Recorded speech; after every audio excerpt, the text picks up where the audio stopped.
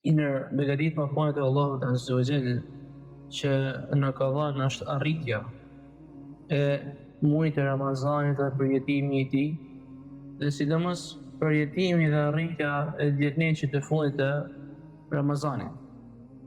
Në 10 ditësh në të cilin gjendet nata e Kadrit, natë e cila është një prej këtyre 10 netëve. E kjo natë është një mundësi e madhe për të ofruar tek Allahu subhanahu wa ta'ala, për të shtuar shpërblimet dhe begatitë e Allahut Azza wa Jall, e pastru veten tonë nga gjunahet dhe nga gabimet tona. Edhe për traditës e profetit sallallahu alaihi wasallam ishte se ai në 10 ditën e fundit të Ramazanit bante i'tikaf, qëndronte në xhami me një të adhurimit. E pas i vdiq profeti sallallahu alaihi wasallam e praktikuan gratë e tij të nderuar. Pejgamberi sallallahu alaihi wasallam në këtë 10 ditësh përkushtohej në adhurime, e gjallënonte natën, falej, lutej, lexonte Kur'an, bile prej sunetit të profetit sallallahu alaihi wasallam. Ashtu dhe nxitja e pjesëtarëve të tjerë të familjes që me përfitu për begative të kësaj natë, veçanërisht në natës së Kadrit, pra natë e cila është më e mirë se jemi muaj si thot Allahu Azza wa Jall, më e mirë se 83 vjet adhurime.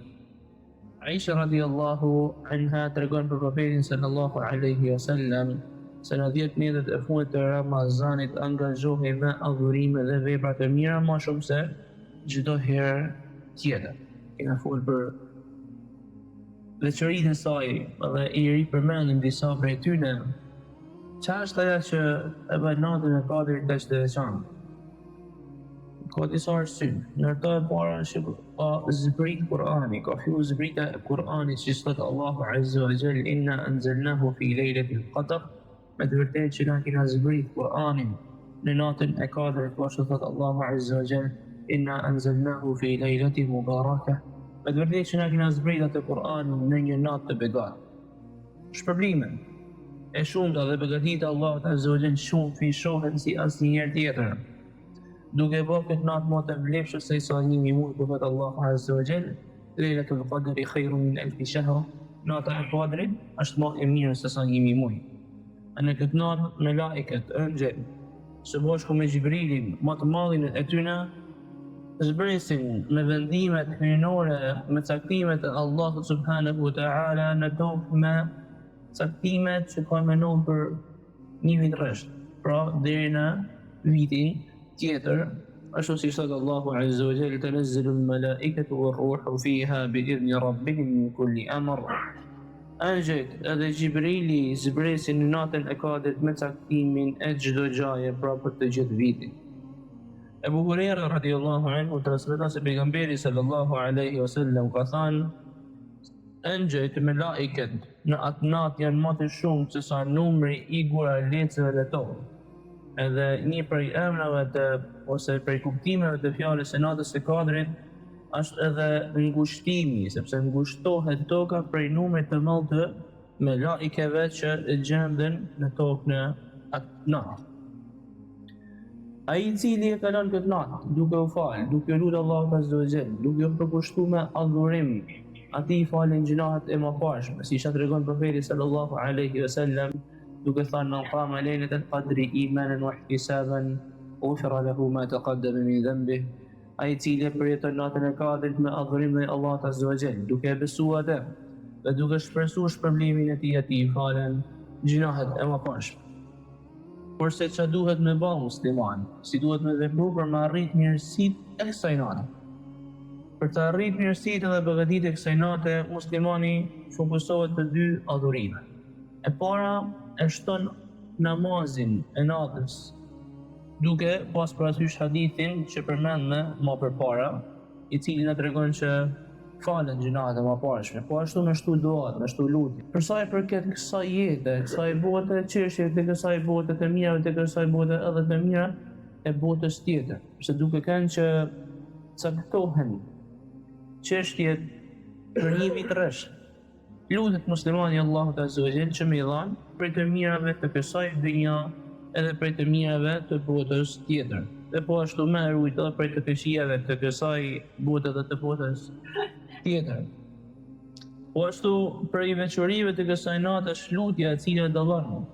Kur pyetja Aisha radhiyallahu anha pejgamberin sallallahu alaihi wasallam o i dërguari i Allahut, nëse unë e nxaj natën e Kadrit, çfarë i thot pejgamberi sallallahu alaihi wasallam, quli thuaj Allahumma innaka afuwun karimun tuhibbul afwa fa'fu anni.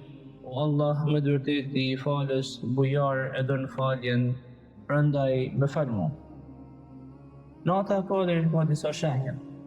Shenjat të cilat janë transmetuar në sunetin e pejgamberit sallallahu alaihi wasallam, ajo është një natë e qetë, e shëndetshme, nuk është as e nxehta as e ftohtë. Dhe në agimin e ditës vejuse, dielli lind i zbeh, po atë vezullimin e tij të zakonshëm. Po ashtu në fund të Ramazanit, prej gjërave që lidhen me fundin e Ramazanit, me që jena edhe në fundin e Ramazanit, agjëruesi për ta përmbyllur në formën më të mirë agjërimin edhe veprat e mira që ka bërë gjatë muajit të Ramazanit, obligohet me dhënien e sadakas të fitrit, e cila është një sasi ushqimore që jepet për të varfër. Pozita e sadakas të fitrit ka pozitën siç e kanë cilësuar dietar, ka pozitën e sejdës së harresës e cila bëhet në namaz. Muslimani në namaz nëse harron diçka të rëndësishme, bën sejdën e harresës. E kjo sejdë e harresës e mbulon gabimin që ka bërë gjatë namazit. Edhe e njëjta gjë është edhe sadakaja e fitrit.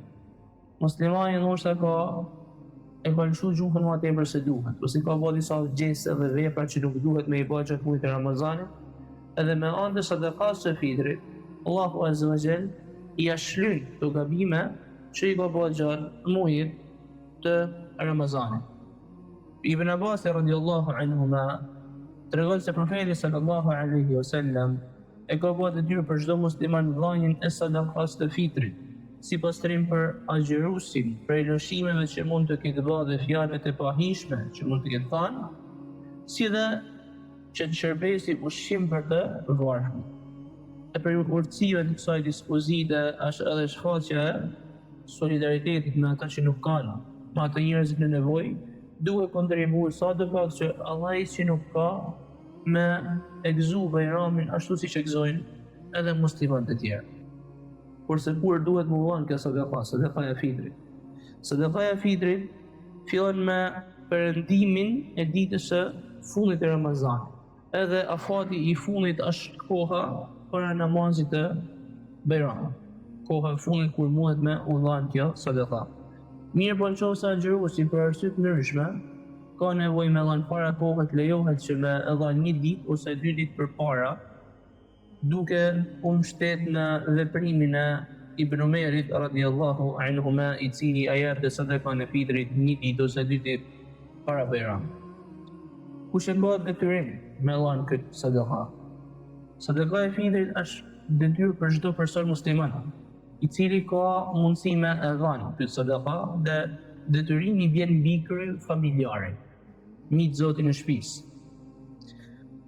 Ibn Umer radhiyallahu anhu tregon se profeti sallallahu alaihi wasallam ka obliguar që sadakaja e fitrit të jepet për çdo vend prej muslimanëve, qoftë ai rob apo i lirë, mashkull apo femër, i vogël apo i madh. Ndërsa disa dietarë të tjerë kanë thënë që është bilasht e pëlqyeshme që edhe për fëmijën që është në barkun e nanës për foshnjë, është e pëlqyeshme me dhënë edhe për të sadakën e fitrit. Pika tjetër për vazhdimin e agjërimit pas muajit të Ramazanit, që të mos të harrojmë. Muaji i Ramazanit pasi përmbyllet, pejgamberi sallallahu alaihi wasallam ka legjitimuar që me u agjëru 6 ditë mbrapa. Në muajin e Shawalit agjërohen 6 ditë për këtij muaji, edhe ai i cili i agjëron atij i njehet sikur po agjëron ta në vitin.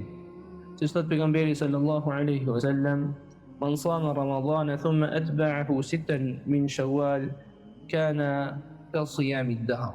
Ai i cili agjëron Ramazanin edhe agjëron 6 ditë mbrapa, 6 ditë të muajit të Shawalit, atij i njehet sikur ka agjëru komplet vitin. Kjo duke shpjeguar në formë të tillë që e mira dietarët e kanë shpjeguar këtë hadith, edhe kanë thënë që e mira do të vishohen, Dhe 1 muaj i Ramazanit është për 10 muaj, ndërsa 6 ditë janë sa për 60 ditë, të cilat janë të barabarta me 2 muaj, edhe bëhen 10 edhe 2 bëhen 12, pra sa komplet viti.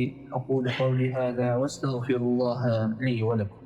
الحمد لله وحده والصلاة والسلام على من لا نبي بعده أما بعد. Gjematin e nderuar, duhet me ditë që dita e Bajramit është një ditë gëzimi. Ditë në të cilën besimtari i gëzohet mirësive të Allahut Azza wa Jall, si dhe në faktin që e ka përmush me sukses obligimin e Allahut Azza wa Jall, agjërimin edhe po ashtu edhe kryerjen e veprave të mira dhe adhurimeve në këtë muaj. Allahu Azza wa Jall thotë në Kur'an: وَلِتُكْمِلُوا الْعِدَّةَ وَلِتُكَبِّرُوا اللَّهَ عَلَى مَا هَدَاكُمْ وَلَعَلَّكُمْ تَشْكُرُونَ. Plotësojeni dita e agjërimit e pastaj madhloni Allahut për suksesin që ju ka dhënë në mënyrë që të jeni falënderues. Po ashtu profeti sallallahu alaihi wasallam ka thënë: inna likulli qawmin 'ida wa hadha 'iduna. Me të vërtetë që secili popull ka ato festat e veta, ndërsa kjo është festa jonë. Dhe duke shpjeguar këtë hadith, Ibn Hajeri, Allahu mëshiroft, një prej dietarëve të Islamit, thonë prej dobive që përfitohen nga ky hadith është fakti që preferohet shtimi i shpenzimeve për familjen gjatë festave të bajrameve. Në mënyrë, pra, duke mbledhur një dhuratë apo ushqime të preferuara të tjerë, në mënyrë që me fut knatësi në zemrat e tyre. E shfaqja e gëzimit dhe lumtunisë gjatë 2 festave të bajrameve është për simboleve të fesë. Në ditën e festës së bajramit kërkohet që u kry disa vepra, të cilat e përmbyllin në formën më të mirë përfitimin e mirësive të muajit të Ramazanit. Në ditën e bajramit janë disa gjëra që veprohen, për tyre është lamja, parfumosja dhe veshja sa më bukur. Dita e bajramit është ditë feste dhe për traditës e profetit sallallahu alaihi wasallam është mos zbukuruar në atë ditë. Ibn Qayyim, Allahu mëshiroft, thotë se është transmetuar se pejgamberi sallallahu alaihi wasallam veshte dhe rrobat peshat më të bukura në atë ditë, në ditët e festave. Edhe ai kishte një pelerinë të veçantë, të cilën e vishte në festat e bajrameve dhe ditën e Xumah. Po ashtu Imam Maliku ka thënë: kam dëgjuar dietarët ta konsiderojnë të pëlqyeshme parfumosjen edhe zbukurimin në ditët e bajramit. Pika tjetër është pjesëmarrja së bashku në faljen e namazit të bajramit. Kjo veçori përcjell unitetin e muslimanëve, bashkësinë e muslimanëve. Suneti i profetit sallallahu alaihi wasallam është që muslimanët u bashkuan në një vend faljeje, ku aty tregohet bashkësia dhe uniteti i muslimanëve në formën më të mirë, por edhe në falë në xhami nuk ka ndonjë problem. Të gjithë muslimanët që kanë mundësi duhet të marrë pjesë në namazin e bajramit. Bile është e pëlqyeshme që me kanë pranishme edhe gratë, ka porositë profetit sallallahu alaihi wasallam që edhe gratë të cilat nuk falen për arsye të tyre specifike me marrë pjesë me prezantu në faljen e namazit të bajramit. Edhe pse nuk falen atje, e mirë me marrë pjesë në atë tubim për me përfitu për mirësive edhe begative të asaj dite. Gjatë shkumjes për namazin e bajramit, muslimani e madhën Allahun Azza wa Jall, derisa shkon edhe fillon namazi i bajramit. Profeti sallallahu alaihi wasallam e madhon të Allahun me tekbir. Gjatë shkumjes për tek faltoria e namazit të bajramit e vazhdon me tekbir derisa vinte koha e faljes. Tekbire janë të ndryshme, por se prej tekbireve më të dalluara është tekbiri i Abdullah ibn Mas'udit radhiyallahu anhu, i cili është Allahu akbar, la ilaha illa Allah, wallahu akbar, walillahil hamd. Allahu është më i madhi, nuk ka të adhuruar tjetër me të drejtë vetëm saj. Allahu është më i madhi, e vetëm atij ta bën falënderim. Po ashtu prej sunetit të profetit sallallahu alaihi wasallam është dëgjimi i këshillave dhe porosive që jep imami gjatë ligjëratës së Bajramit. Transmetohet nga Abu Sa'id al-Khudri radhiyallahu anhu se pejgamberi sallallahu alaihi wasallam ditën e fitër Bajramit dhe ditën e Kurban Bajramit, kur dilte për në faltore, gjëja e parë që bënte ishte falja e namazit. Gjëja e parë që bënte ishte falja e namazit. Është e kundërta e kësaj që bënte në ditën e Xumah. Në fillim mëhem hutbën më dhe falen në ditën e Bajramit, së pari falet namazit më dhe bëhet hutbja. Pastaj pejgamberi sallallahu alaihi wasallam kthehej me fytyrë nga njerëzit, edhe i këshillonte edhe i porosiste ndërkohë që ato qëndronin në vendet e tyre edhe e dëgjonin. Po ashtu në ditën e Bajramit muslimanët urojnë një tjetër për pranimin e veprave të mira, për pranimin e adhurimeve që ato kanë bërë gjatë muajit të Ramazanit. Ashtu si që paraprimet këtë muaj të begatë për lutje që Allahu Azza wa Jalla me në dhanë për i mirësive të këtij muaji dhe për i begative të këtij muaji, po ashtu e përcjellim këtë muaj duke i lutur Allahut Azza wa Jalla i pranu adhurimet që i kena bërë në këtë muaj, duke i uru muslimanët me pranimin e veprave të mira. Dhe Jubair ibn Nuferi tregon se shokët e Profetit sallallahu alaihi wasallam kur takoheshin në ditën e Bajramit e uronin njëri tjetrin duke i thënë taqabbal Allahu minna wa minkum, Allahu na i pranon veprat e mira ne edhe ju. Përpara se me miru, në duhet të dim që edhe pse Ramazanit po i vjen fundi, në nuk jena adhurues të Allahut subhanahu wa ta'ala vetëm në muajin e Ramazanit. Në adhurojmë Allahun subhanahu wa ta'ala gjatë gjithë vitit, bile adhurojmë Allahun subhanahu wa ta'ala derisa të vinë vdekja, ashtu siç Allah subhanahu wa ta'ala në ka thënë në Kur'an wa'bud rabbaka hatta ya'tiyaka al-yaqin, dhe adhuroje Zotin tënd derisa të vijë vdekja. Muslimani nuk e ka Islamin stil jetës vetëm në Ramazan, por se ka gjatë gjithë jetës së tij, gjatë gjithë vitit. Bile Ramazani, atë që përmendet Ibn Qayyim Allahu mëshiraf, thotë që dita e Xumah është peshorja e të gjithë javës. Muaji i Ramazanit është peshore e të gjithë vitit, ndërsa haxhi është peshore e të gjithë jetës. Prandaj muslimani i vazhdon veprat e mira edhe pas muajit të Ramazanit. Atë Zot që e ka adhuruar gjatë muajit të Ramazanit, ai Zot vazhdon me ekzistu. Ai Zot vazhdon me kanë fuqi plot edhe i plot pushtetshëm, që i ka në dorë qelsat e kësaj bote dhe botës tjetër. Atë Zot që e ka adhuruar muslimanin në Ramazan duhet me adhuruar edhe jashtë Ramazanit, në mënyrë që me kanë për të shpëtuar në këtë botë edhe në botën tjetër.